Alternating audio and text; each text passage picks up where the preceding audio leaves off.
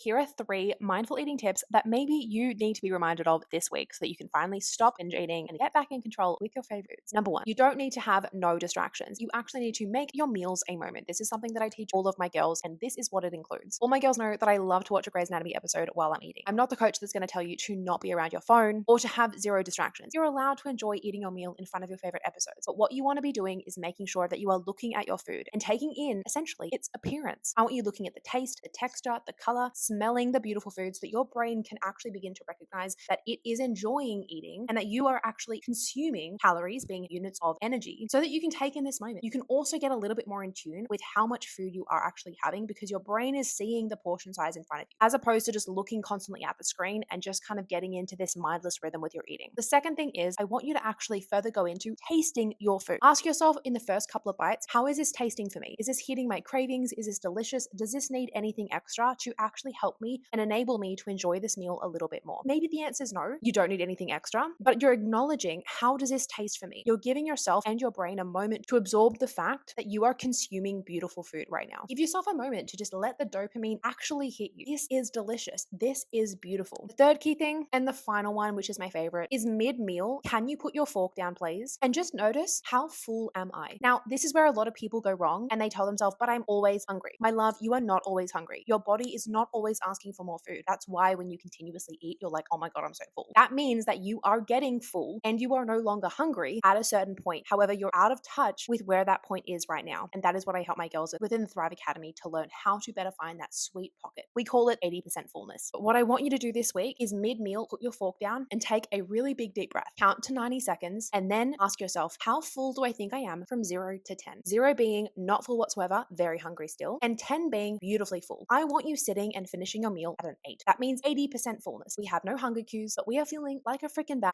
We could have more, but we don't want to get to a point where we're 10 out of 10 full. That doesn't feel comfy. We tend to feel pretty lethargic at that point. We're practicing sitting at an 8. Mid-meal, you may notice you're at a 4, a 5, maybe a 6. And just taking a moment to pause and asking yourself, how much more of this meal do I want to finish, is going to really support you in actually finishing this meal and feeling mindful, more satiated, more full, and just genuinely more happy. It's actually going to enable you to feel more confident in finishing your meal and not feeling like you want to continuously eat. If you're ready to heal your relationship with food and not only become a more mindful and intuitive eater, but also feel better in your skin and stop blowing out on your diet and blowing out with all of your food choices, I'm here to support you. Link in bio to apply for the Thrive Academy, and let's get you binge free in the next 30 days.